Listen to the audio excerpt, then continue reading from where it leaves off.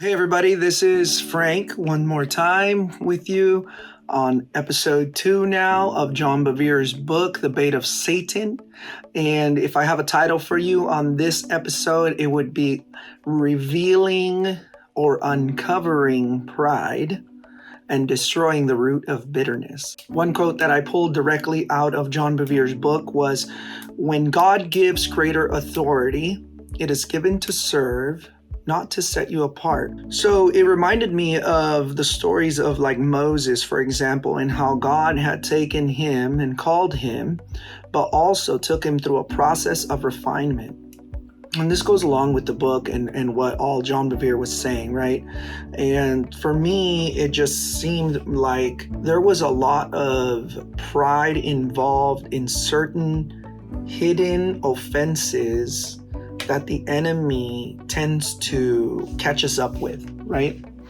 And a part of what was revealed to me through just listening to John Bevere's book and reading it also and just mulling things over, right? You know, in life, we come across all kinds of situations as leaders, but a lot of us can probably relate to certain situations at work. And so I wanted to give us an example about, for example, like, I know it's happened to me before, right? When somebody says one thing to me and I try to shed it off like, it's just water off a duck's back. It's no problem. It's no big deal, right? And at that time, I felt really good about it. I felt really secure. I felt like confident and things like that. And so I just let it go. I let the offense just slide. Well, the same person would sometimes say other things maybe, and it wouldn't seem rude to anyone else. But all of a sudden, I started to detect that maybe I was taking offense or feeling a certain way about what they said, or just taking everything that they said as a negative or as offensive, or like just saying, oh man, that person's just rude, And so those situations like that help us to identify something. And that is, first off, we understand that there's a root of bitterness in there. But what hid the root of bitterness was pride. And so it led me to this verse from James 4:6. It says, "But he gives more grace. Therefore, he says, God resists the proud, but gives grace to the humble." And so I was just trying to think about all this verse, right? And how it actually pertained to that. Right? Because pride has a way to give you good verbiage. It says, oh man, it's just water off a duck's back. Oh, it's nothing to me. Sticks and stones may break my bones, but your words will never hurt me.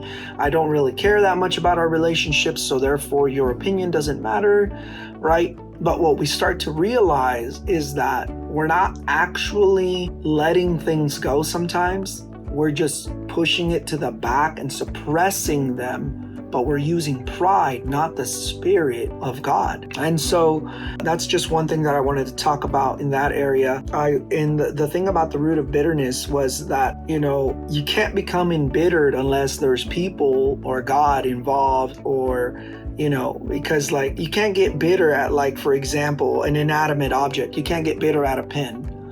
And so these situations specifically, an offense specifically, has to deal with people and yourself. And as a leader, we're going to need to learn how to stay in the fire, how to stay engaged in those things.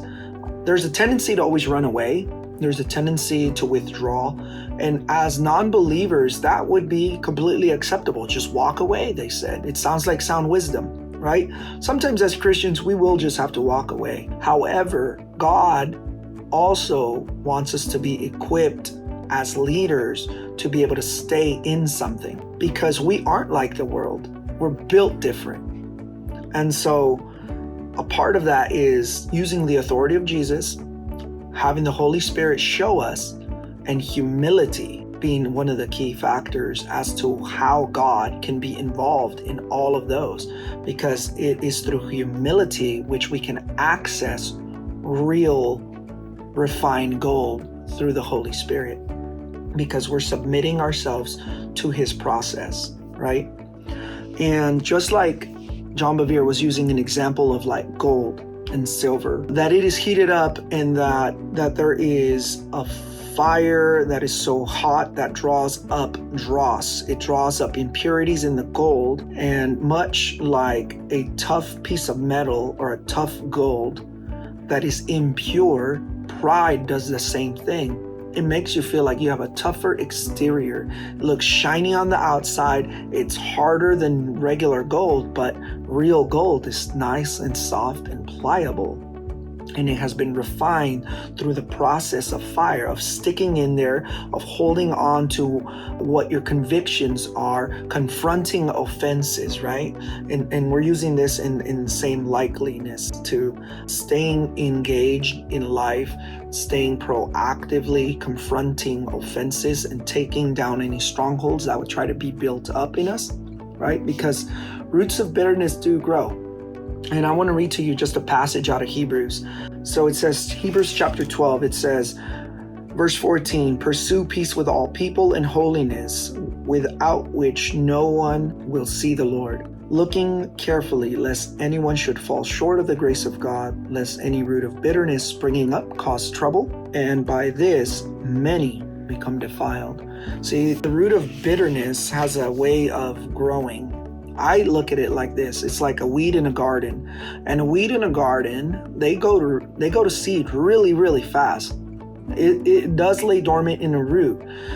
But then they spring up, the shoot comes up, the stem comes up. All of a sudden, the flower within the week turns into a bunch of seed. Boom. It spreads all over the place.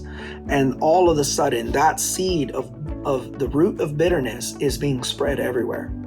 And it could be like that at work. It could be like that in church. It could be like that around your leadership circle. It could be like that around your connect group. It could be like that around your ministry group. And so we have to learn how to identify those things that we're covering up with pride, take an axe to the root of bitterness and destroy it. And that's what we always talk about here, right? Is pulling down strongholds and destroying the work of the devil. So it's important to identify pride in our lives in order to uncover any roots of bitterness that we may eliminate them, right? So I have leadership points for you today, as well as last times, right? So let's go to that. Number 1, pride hides real offense. Number 2, roots of bitterness grow in the concealment of pride and by the neglect of our soul's condition. Number 3, the refining process of God puts us through a process of refinement, of staying in the fire, of staying engaged and staying in the things that are difficult, not running away like the world teaches, and not removing yourself necessarily at every turn, because we are the ones who ultimately will have to suffer with the condition of our souls being bitter or filled with pride, right? So it's our choice what we do.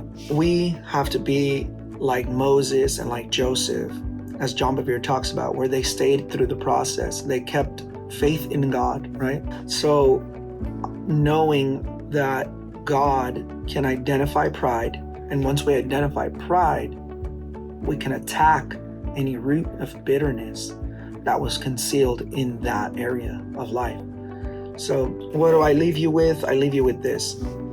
Understand that the process of refining helps us to become a dynamic leader who confronts, not runs away from, offenses. We confront them directly, and that confrontation will bring glory to the name of God. And our accomplishments not just bring freedom to us, but potentially to those who we end up leading. So your victories, again, become their victories. Thank you once more for joining me on this episode 2, and I look forward to seeing you on the next one. We're going to continue from chapter 7 through 10 on the next one, and I can't wait to go over that with you all again.